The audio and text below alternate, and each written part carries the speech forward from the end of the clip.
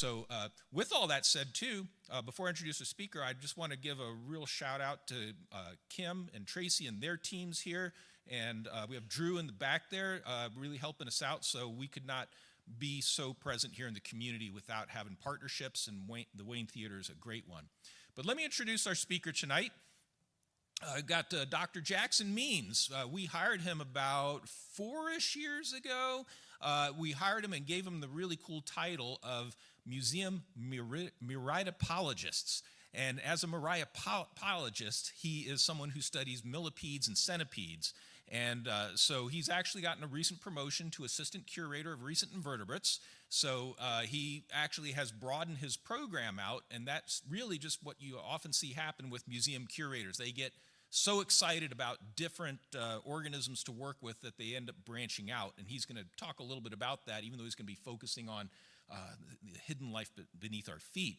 Now, Jackson came to us after receiving his PhD in the Millipede lab at Virginia Tech, and he received his undergraduate degree from Denison College in Ohio. And he's also a resident, or I should say born and raised in Charlottesville, so he is someone who's well familiar with the state, and really took on a weird group of organisms. And I've been very happy to learn a lot about them along the way, and I think you'll learn a lot about them tonight. So let's please give a warm welcome to Dr. Jackson Means.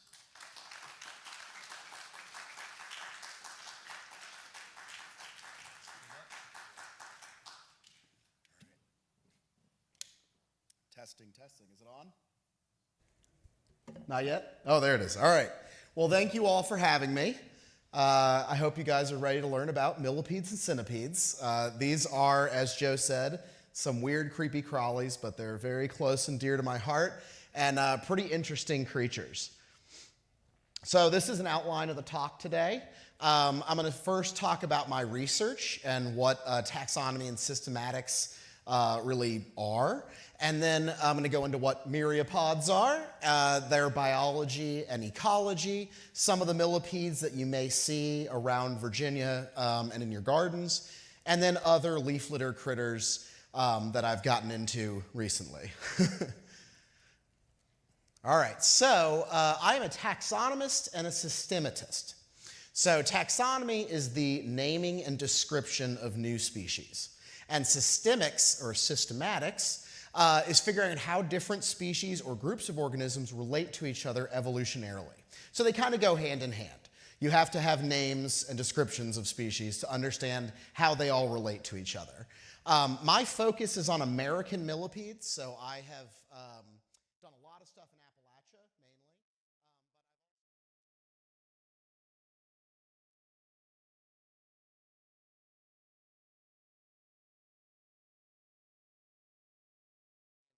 Bahamas with a collaborator in the Dominican Republic. So getting into all sorts of American millipedes. And at this point, I've described over 70 species, but we've got, as I'll show you, a whole lot more to describe. So there's tons out there that still need to be discovered if anybody gets interested in this group. We need more people working on them. All right, so first I want to point out about the Virginia Museum of Natural History millipede collection. So it might seem kind of weird that they would hire a myriapodologist, but that is because the VMNH actually has the second largest millipede collection in the country and in the top 10 in the world. We have over 22,000 specimens, over 400 type specimens. So a type specimen is the little millipede, the actual one that was described in the paper.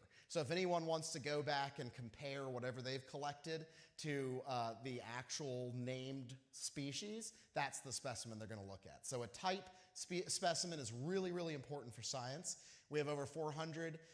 We have over 650 species that are undescribed that are in our collection that we know are new. And we have over 200 undescribed genera, which are larger groupings of species. So lots and lots to do. It's a really exciting collection to work with. And I should say the reason that we have such an awesome collection is because of the previous curator, Richard Hoffman, who was just really, really prodigious myriapodologists, collected all sorts of things from all over the world. All right, so myriapods, it actually includes 4 different groups. So it's not just millipedes, it's not just centipedes. There's also these 2 other little tiny groups that most people don't know about, and there's really very few people studying them. So first, the pauropods. I like to call these the Twinkie millipedes. They look like little Twinkies. They are really tiny, about 0.5 millimeter to 2 millimeters long. They have these branched antennae, and there's only about 800 species in the world, which sounds like a lot if you study vertebrates, but for invertebrates, that's not very many. And then the class Symphyla, these are the garden centipedes, and there's even fewer of these. There's about 200, though these you'll see all the time if you garden. You'll see these little white, pretty fast moving, their antennae move really fast, and they run around. They're totally harmless. They just eat detritus like everything else in this group that I'll talk about today, except for centipedes. And yeah, they're called garden centipedes, but they're actually a different group related. So that's all I'm going to really say about those. If you have any questions about them, feel free, but there's very little known. The other 2 classes are much larger. So class Chilopoda and class Diplopoda. Chilopods are the centipedes, diplopods are the millipedes. Centipedes can get really big. You may have seen some of the big scolopendromorph, scary centipedes out west or in the tropics that can bite and are really, really giant. About the biggest that we're going to get here is maybe 1.5 inches or so, and they can give you like a hornet sting level bite. They are predators. All centipedes are predators. They only have 1 pair of legs per body segment. Millipedes have 2. And there's only about 3,000 species and 5 orders, so they're not very diverse. However, again, not very well studied. That's a common theme amongst all the things I work on, are that very few people work on them. Mainly because they are not economically important. You know, they don't vector diseases, they don't eat crops, they're not really, pests of any type. They don't really infest your house that often, sometimes. But for the most part, they're pretty overlooked. And then millipedes are a lot more diverse. They've got about 13,000 species at this point and 12 orders.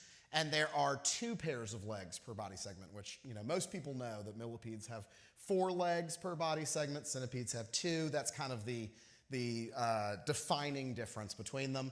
But for the big one is really that millipedes are detritivores. They're not predators, they're like cows. They break down leaf litter, they're very chill, they're slow moving. I like them a lot. All right, so we'll talk a little bit about centipedes. Again, they're not my specialty, but they are cool, and I want to give them their due. So these are the 4 main orders. There is a 5th order that is only known from Australia, from a couple species. It's real weird, but doesn't look any different than these, so I'm not really going to talk about it. But these are the ones that you'll find here. The scolopendromorphs are the big, scary-looking ones, and they're usually red or brown, fairly fast. They can give you a nice bite. The other centipedes that can give you a good bite are the lithobiomorphs. Those are stone centipedes, what they're called, because they're kind of gray or purple, and they blend in with the stone very fast. Geophilomorphs are really tiny and cannot bite you, but they are predators, and they can come in all sorts of cool colors. And there's probably a lot of undescribed species. They're mainly subterranean. They have no eyes, they're blind, they crawl around in the dirt, but again, very few people study them. And then scutigiromorphs are the ones that are nightmare fuel that people really, really hate. These are the ones that you get in your house. This is the house centipede. They have really long back legs, which allows them to what we call gallop, where when they run, their back legs go over their front legs, and it gives them this very kind of creepy, undulating appearance, but it lets them run very, very fast. They're really weird compared to the other centipedes. They have these prehensile tarsi, so their tarsi aren't just little claws like the other centipedes. They are these multi-segmented tentacles that can basically wrap around their prey. Which are pretty freaky, and they have fully compound eyes. They have really good vision, which other centipedes either have no eyes or they have really simple, kind of lighter dark movement eyes. These guys have really, really highly advanced eyes, so bizarre group for centipedes. All right, now they also have venom feet. So, most people call these jaws, but these are actually modified feet. They are not mouth parts. They are the first pair of legs modified into venom-delivering weapons. And they're very cool. All right, enough about centipedes. Centipedes are awesome, but they're not what I work on. I work on millipedes. So as I said, millipedes have 4 pairs of legs per body segment because 2 of their body segments have fused. So they have diplo segments. So their body, if you look on the underside, you can kind of see the fusion still. And they can have as few as 24 legs. And recently, we just described the first true millipede. So before Eumillipes Persephone, there was no millipede that had 1,000 legs. The name millipede would mean 1,000 feet. But they only had 750. That was the most of any millipede. And we found in Australia, living about 200 feet underground, this blind, extremely multi-segmented little millipede that has like a beak for a mouth and probably feeds off of bacteria that are living deep in the earth. So that was really cool. So that's the first true millipede. Most of the millipedes have their mouth parts modified into like a grinding plate to break down detritus. Some of them have beaks to suck up like fungus or any kind of liquidy bacteria or anything. Those are usually really tiny millipedes. And their antennae are clubbed with 4 sensory cones at the tip. That's rather esoteric, but it's important. And they are usually chemically defended. So most of the millipedes, none of them can bite, but almost all of them produce chemical defenses, including hydrogen cyanide. So these big, colorful millipedes that we have around here do produce hydrogen cyanide. All right, this is not super important. All I want to show here is that their bodies are actually pretty simple. They basically are composed of a head, and then a long tube, and then a butt. So that's about it. They eat, and then it goes out, and they poop. And that's just like every other organism, I guess, but very simple organisms in the grand scheme of things.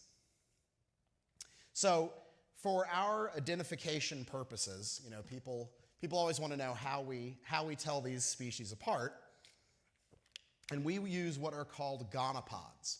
So these are the reproductive male structures. They're on the underside of the body, usually up near the head. There are some millipedes that actually have them as the last segment, but those don't live here in the States. They're up near the head, and they look kind of like little crab claws when you flip them over.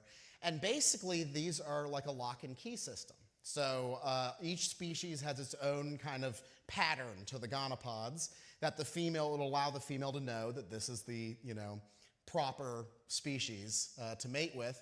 A lot of these millipedes that I study at least are blind. So they don't seem to have any chemical communication. They just kind of bump into each other and try to mate.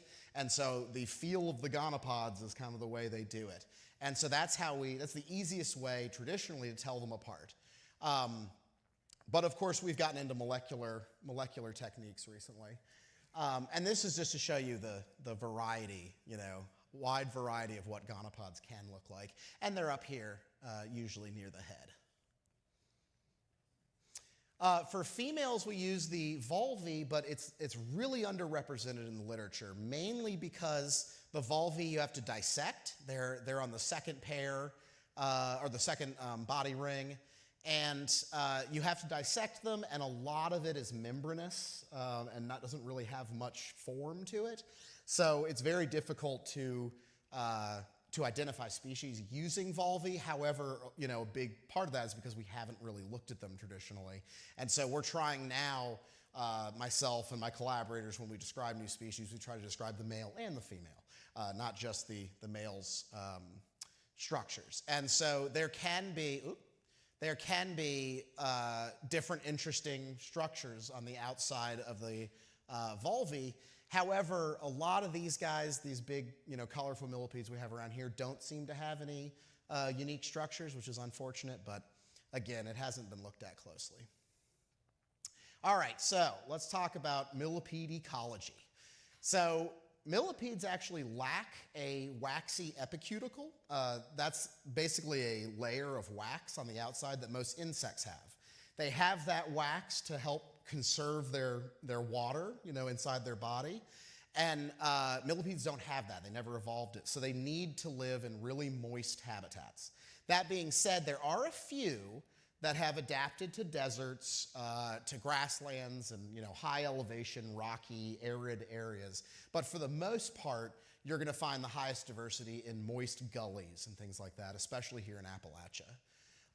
As I said, they're mainly detritivores. Some people have claimed that they are carnivores because they found millipedes under carcasses of like pigs and things, but that's probably because they're attracted to the liquids coming out of the body, not so much the flesh.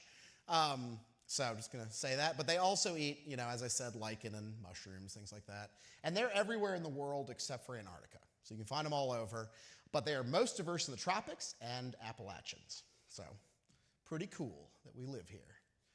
All right, there are lots of things that eat millipedes, tons of predators. This is a mammal in Madagascar that has a pill millipede. These are the spherical, about from golf ball up to like small baseball size millipedes that live in trees. And these guys, they can actually, the millipedes can lock themselves into place, and they have a locking mechanism, and so you can't really pull them apart. So these, I'm not sure what kind of mammal it is, but it has learned to smash them against rocks and break them open. There are also ants. And these ants have evolved to deal with a certain type of millipede that I will show you soon, which are called bristly millipedes. And they don't have a hard exoskeleton. They have urticating hairs like a tarantula. And so these guys, these ants, actually comb the hairs off of that millipede and then carry them back to their home, their nest, where they can feed on them. Then we have fin-goated beetles. These live here. This is actually an adult female beetle. It's called a larviform species, so it still looks like a baby beetle. It doesn't have any wings or anything. And they will actually, it's wild. I've seen this once. I got some footage of it, but they will basically run alongside one of these big, colorful hydrogen cyanide producing millipedes.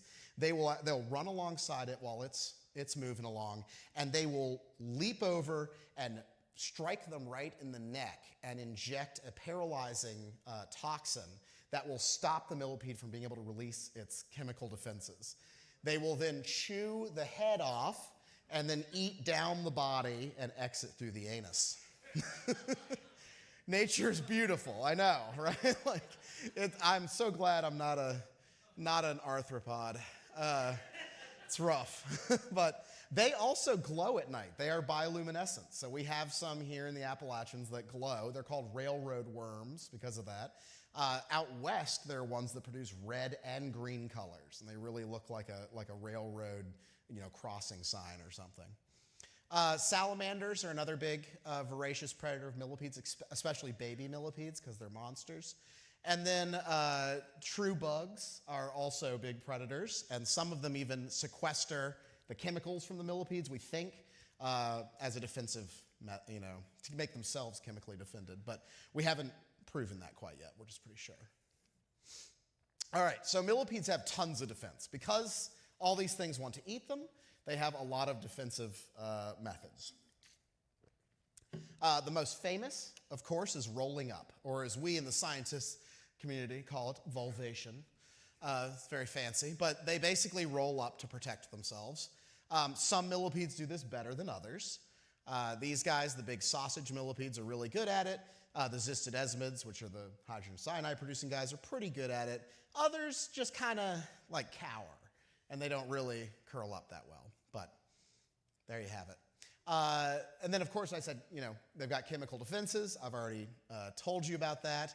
But basically, they have these glands here that produce different chemicals that then combust and combine inside and then are released through ozophores, which are little holes that go all the way down their body. And so you'll sometimes see some millipedes actually have them colored to especially accentuate their scariness. Here is an SEM to show you what an ozophore looks like. And then here is one that has them colored all the way down the body. This is actually an introduced species that you can find in caves, a lot of them in caves. Blaniulus gutillatus, which they're also under rocks and everything. You see them all the time, but they're very tiny. And then here you can actually see sometimes this kind of creamy stuff that comes out of the millipede. As I told a few people earlier in the night, you know, don't lick these. I have licked them before on a dare, and it's awful. It's a horrible taste. It's very, very spicy, and your tongue goes numb for a while. Don't recommend it, but they do that. All right, and then another defense that's very common is the opposite of you know, having these chemical defenses and looking very impressive. Instead, they are cryptic. So this is a group, Nenaria, that I did a lot of my PhD on. They're super diverse. We've actually got a species here in the Shenandoahs that's only from the Shenandoahs. It's endemic to the Shenandoahs. So they're a very cool group, but a lot of them are really, really cryptic. So that means they blend into their background. They can have white or red along the side, and I'll say that when you're digging for them, because they'll like live a little bit under the soil surface, when you see this white, it really looks like, you know, mycelium, like some kind of a fungus. You know, when you look at it, you just think it's fungus. When it's red, it looks like clay flecks. You know, they don't really pop out as a millipede whatsoever. So that's another good defensive strategy. Another possible defense is sociality. So this is being social. Not very many millipedes are social, but there are some, and they're here in Appalachia. This is Brachycybe lecontii, and they are called the pinwheel millipedes. You may have heard of them. If you go out into the woods around here, you're not going to find them, but if you go farther west, you will. On tulip tree logs, usually, and they are fungus feeders. So they will all gather around and feed on fungus, and they create these like pinwheels where all their heads are poking in, eating together, and their butts are all sticking out.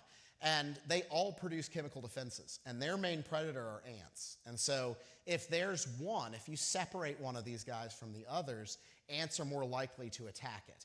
When they're all together like this, ants leave them alone, because it's probably an overwhelming amount of chemical defense. So we think that being social, you know, provides some benefit. All right, and then the big famous one is aposematism. This is looking dangerous. So being colorful, advertising your chemical defenses. Neither of these live in Appalachia, but they are beautiful, so I decided to show them. But they all produce horrible toxins. So these guys, some of these big sausage millipedes from Africa and Asia actually produce enough chemical to burn the skin off of your hand. They can blacken your skin and then it'll slough off. So they can be really nasty. And they advertise that to predators by being colorful. That's basically getting, you know, warning their predators, hey, I'm dangerous. So here in Appalachia, we have a whole bunch of these mimetic millipedes. So these guys all mimic each other and produce these mimicry rings. They all produce hydrogen cyanide. So that's what's called Mullerian mimicry, where everybody's dangerous. And we mainly have millipedes with contrasting black background with a yellow, orange, or red, pink, things like that that really, really pop, stand out. And you get all sorts of variety of these colors, and these are all Cherokea from around different states here, as I've got labeled. I guess they're all the same genus, I should say. Actually, the same species now. So these guys are all out during the day. So these are all diurnal species, and they are probably evolved for some large, visual predator like a turkey that's going to be removing leaves and is actually going to see this thing. Because remember, these guys are all blind. So they're not showing off for each other. This is all to show off against predators. So they're out during the day, but there are also aposematic millipedes for the night. So these guys live out in the Sierras in California, and they bioluminesce like a lightning bug. And I've actually gone and collected some of these. It's really incredible. You go out at night. You got to go. We would be out at like 4 a.m. And we were up in these cold mountains, of California, and you let your eye adjust, and they're just all over the place, glowing. It's really, really cool. And their main predator is a nocturnal mouse. And so the mouse is running around, hunting them. But if they're really, there was actually a study that my advisor did where he put out clay models of these things. And some of them he made, colorful, and others he didn't. And the ones that weren't colorful were destroyed by the mice. You could actually see the teeth imprints in the clay. So that was pretty cool. Unfortunately, we don't have any of those here, bioluminescing millipedes, but we do have fluorescing millipedes. So fluorescing is different. So bioluminescence is when you're producing your own light. Fluorescence is when you're reflecting light. So a lot of millipedes actually fluoresce under UV, and they glow. It's like a scorpion. If you've ever seen a scorpion glow under UV, millipedes, a lot of them do the same thing. And we think that this is aposematism for nocturnal predators for the UV that comes off of the moon. So anything that can see at night, because these guys are out at night. They're out during the day and they're out during the night. And anything that can see UV, they will be glowing to them. And so we think that that's aposematic. But it actually makes collecting millipedes at night pretty fun and easy. You walk around with a UV flashlight. And in California, we would drive with the light out the door, in the car, and then you'd pull over and see if it's a scorpion or a millipede. All right. So I'm going to talk about mimicry. That's one of the coolest things that we have. I don't know that there's much millipede mimicry in the rest of the world. It kind of seems, for some reason, to be an Appalachian thing. But, not that anyone's, I don't think, really looked in the tropics, but here it's really, really pronounced. So many species of these Appalachian millipedes mimic each other. These are two distantly related species, and they look pretty similar. To a predator, it's going to be almost exactly the same. And as I said, they're all poisonous, so it's Mullerian mimicry, and they help to get the message out to predators more quickly. I will say, though, that there is one group, Aphiloria, which is your cherry millipede, that is the most common around here, that they produce the most cyanide, and they have the brightest and cleanest cut colors. And then these other groups produce a little bit less cyanide, and their colors are a little drabber, and they've got kind of messy lines, and it's almost like they're not really contributing as much to the group project. So it is Mullerian mimicry, but it does seem a little lazy for some of them. I'm just gonna say. Now this was a spot this is from Cranberry Glades, West Virginia. This is the best mimicry I've ever seen, or the coolest. These are three definitely distantly related groups.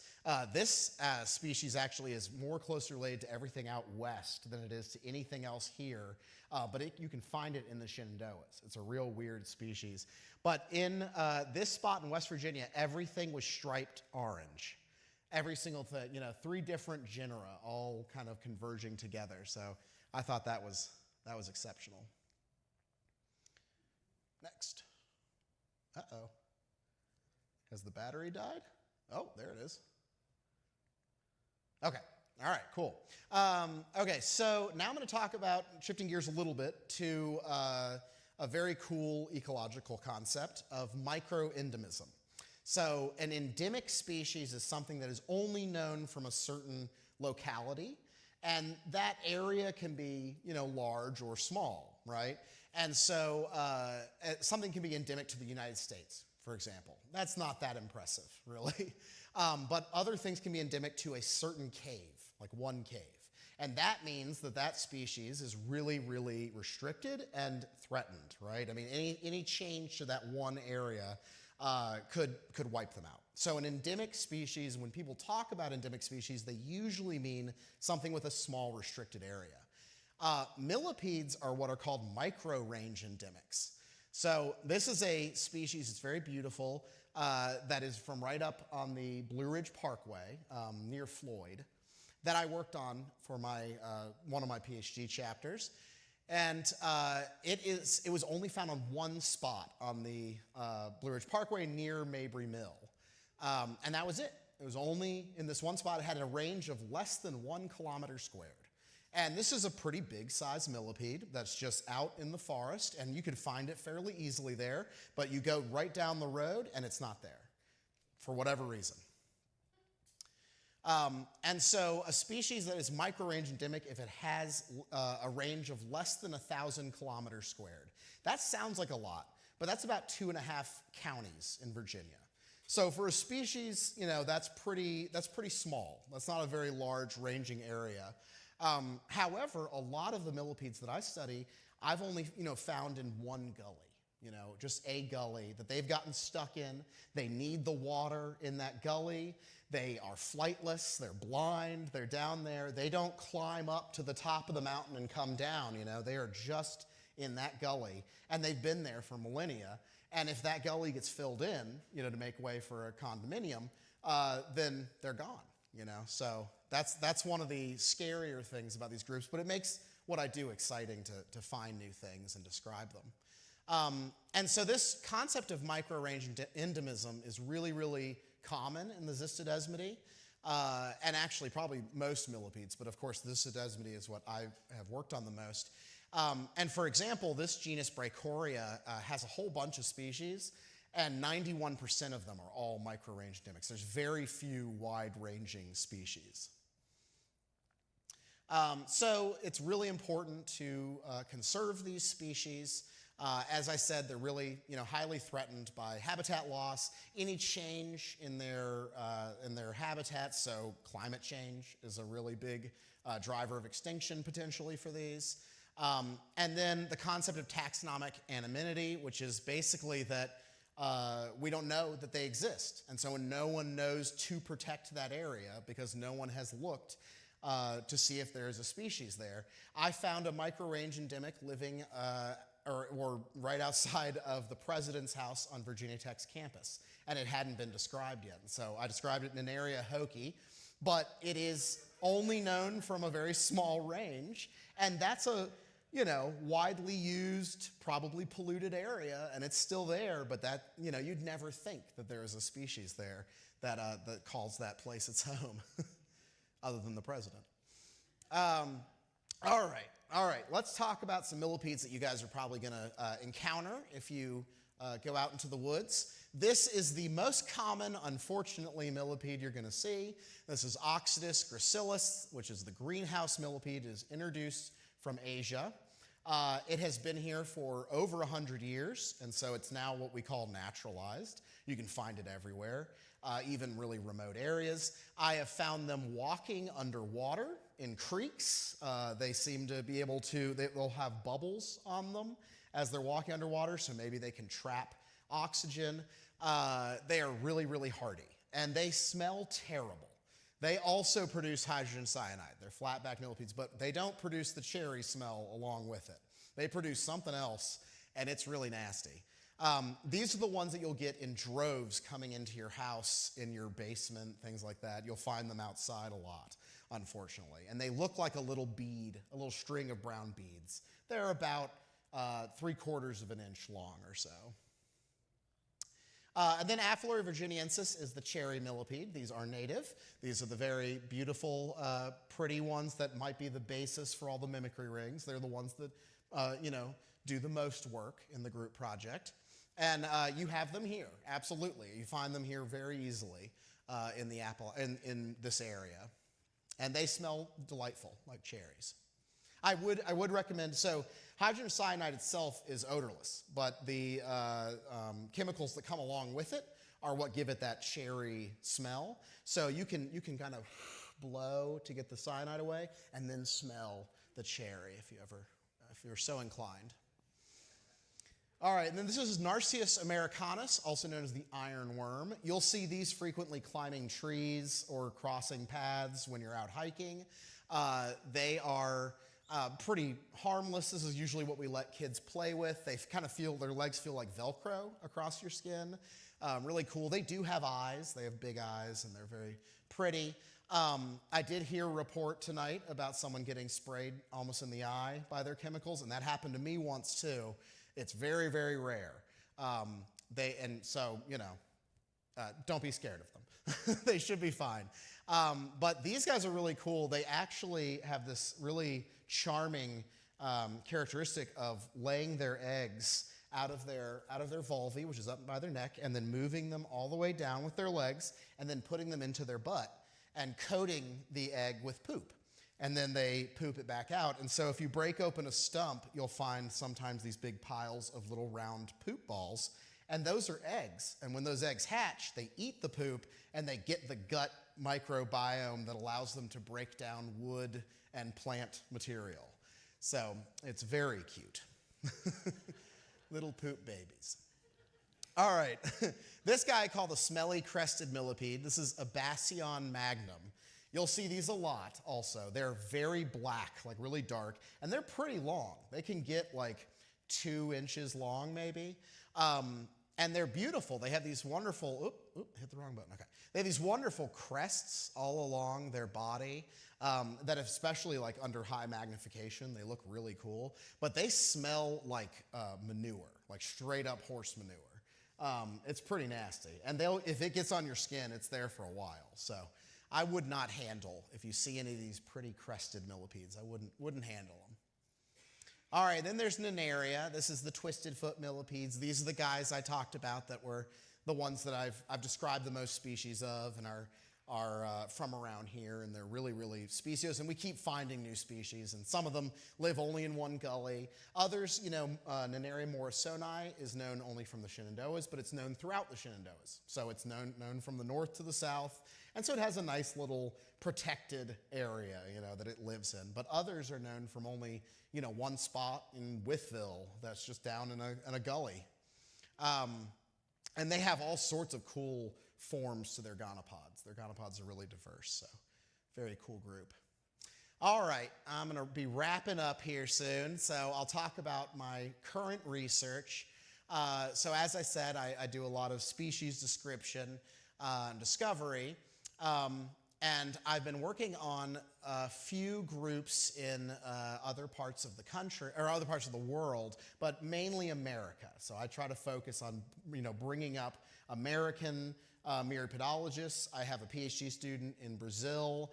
I've got a student I'm working with in Chile, trying to get, more people into millipedes because, we've got lots of species here that are undescribed, but the tropics, it's a whole other, they're everywhere. There's just tons of new stuff.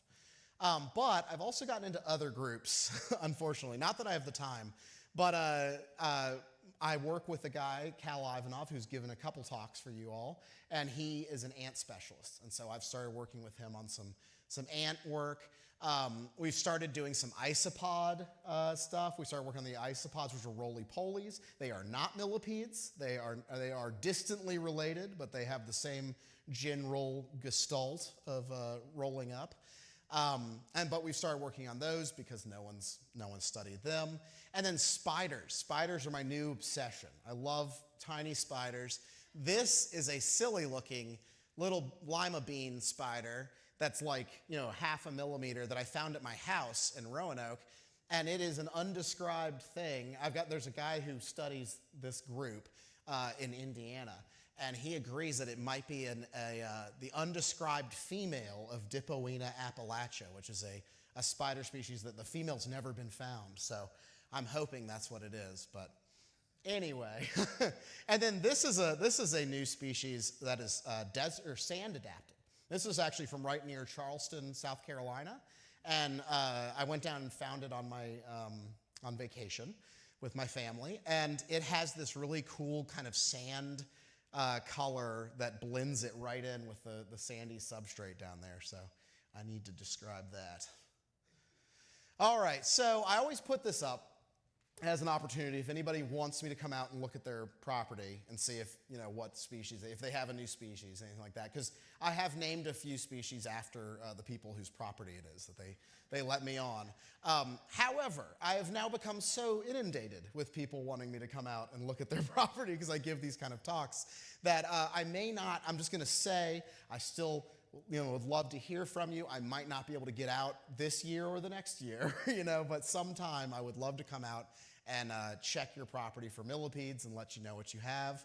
I also just want to show off, this is, I think, my favorite millipede for its color, the most beautiful. This is the candy cane millipede, and you can find this in the Nantahala National Forest down in North Carolina, in like Highlands, North Carolina area. And it's just a really, it's got white. There's very few others that have white on them, so that's cool. All right, are there any questions? Thank you all for coming.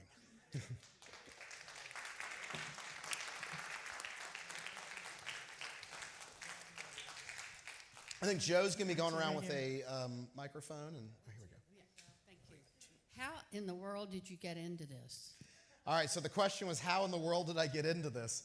That's a great question. So I did my master's on honeybees, which are a little different, and I was working kind of in the agricultural realm.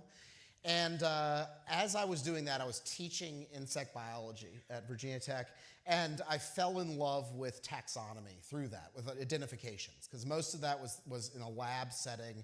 We would be IDing insects all the time.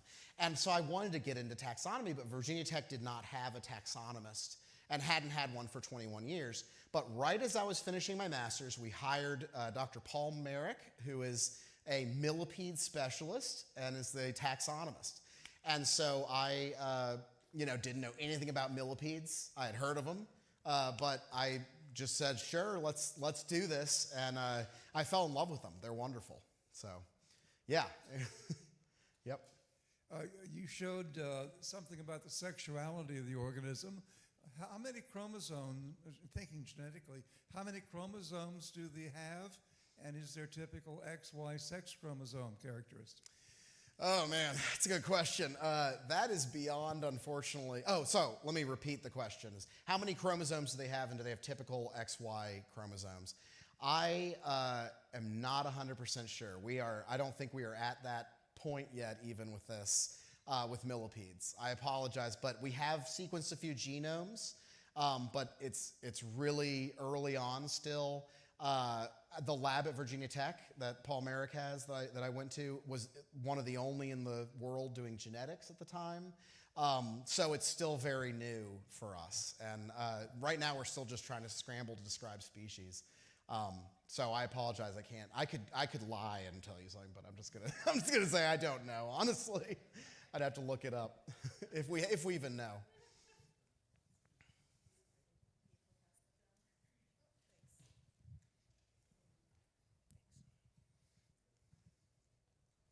Can you tell us the difference between cyanide, hydrogen cyanide? Is that what you mean? And can you actually come up with a big enough poison by mashing up some millipedes? Wait, can you repeat? So, what's the difference between hydrogen cyanide and what? And cyanide. Oh, and normal cyanide. Yeah, the normal cyanide. I am not a chemical ecologist. I don't know. I mean, I assume the hydrogen. Do you know? Yeah, you want to explain? Yeah, that's what I thought. It was the same thing. Okay, so the next question is, how old were you when you took the dare and licked that bug? Oh, I was embarrassingly old. She asked how old I was when I took that dare. That was during my PhD. And that was my PhD advisor dared me, and I told him he had to do it too, and he did. And we had a third person with us to help us get out of the woods if that need be. But yeah, I was probably like 30 something. Yeah. Do it again? Is that? No, it was horrible. Yeah, no, it's really nasty. It's really bad. It's like eating spicy food, but without any delay. It just kicks you right away, and it was a horrible. And also it's just stupid of me to do. So here's your chemistry lesson for tonight. Cyanide is made of carbon and nitrogen, CN. And it is an anion, meaning it can be made into a salt. And so you can have sodium cyanide.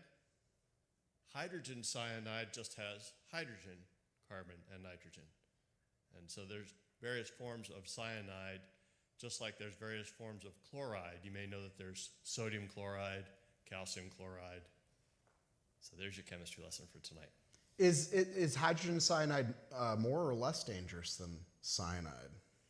I'm not sure of the toxicology exactly, but the cyanide is what's toxic. Okay. So the cyanide part of the substance is what. The CN part of that molecule is toxic. So whether it's paired with hydrogen or whether it's paired with sodium, that is innocuous. Okay. But the cyanide part is what kills you. And I don't know if there's enough in a millipede or a bunch of Yeah, well, I millipedes will to say actually that. kill you. So one of these guys, one of these affluorines, which are these colorful ones, produce enough hydrogen cyanide to kill 18 pigeon-sized birds. That's if they release it all at once, and that might sound like a lot, but it's nothing compared to a human. So you would get very sick, I think, if you ate one of these, if you somehow chewed through the pain. But I will also say this is a species that I found on my bachelor party in North Carolina in Weaverville, outside of Asheville, and it was just a female. So I didn't know what it was, but it had this really cool, like, kind of pinkish color. And I sequenced it, and it's a totally different species, but I've never been able to find it again. So I have to have a second bachelor party, I think, is what that means. How did millipedes get the name millipedes without 1,000 legs? So the question was, how did millipedes get the name millipede? I guess, if they didn't have 1,000 legs before. So I think it was just to differentiate them from centipedes. So they probably saw centipedes first and were like, wow, that's got to be like 100 legs. Like, that's a centipede. And then they saw a millipede and were like, well, that's got to be like 1,000 legs, right? And so that was probably, I doubt if anyone wanted to sit down. We had to count the Eumillipes Persephone, and Paul Merrick did it at Virginia Tech, and it was a laborious process of taking photographs and doing it in sections. You got a question?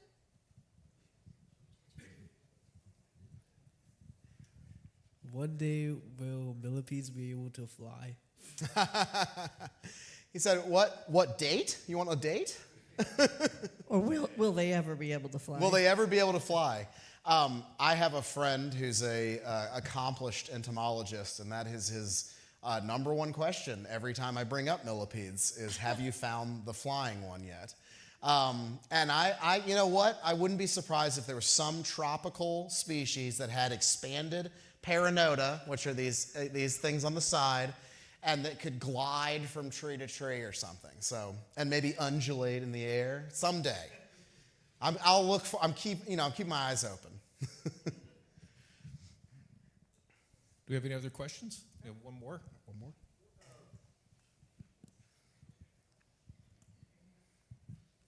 What's the life cycle like? So the question is, what's the life cycle like? So again, this is going to vary amongst millipedes.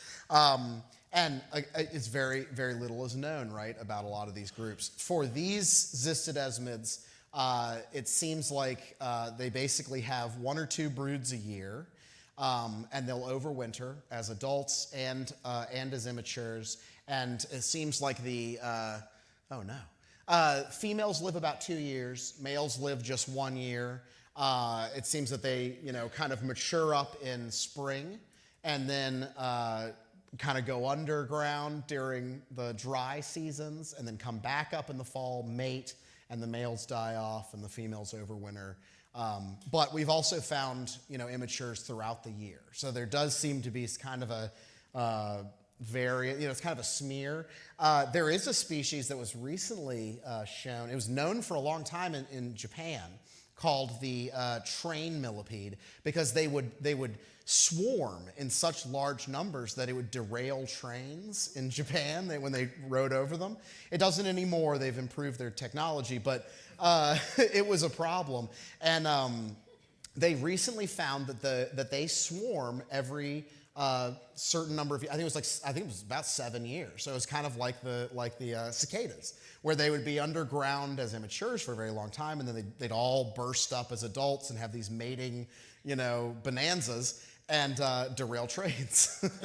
So it varies, and that's in the same family. That is Parareucharia is in the same family as these guys. So they're closely related, more or less, and yet they have this weird, cyclical, periodical, life cycle.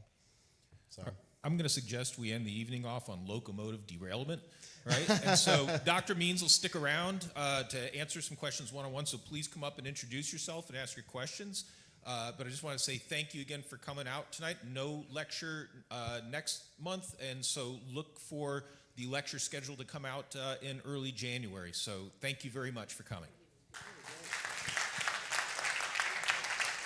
thank you all for having me.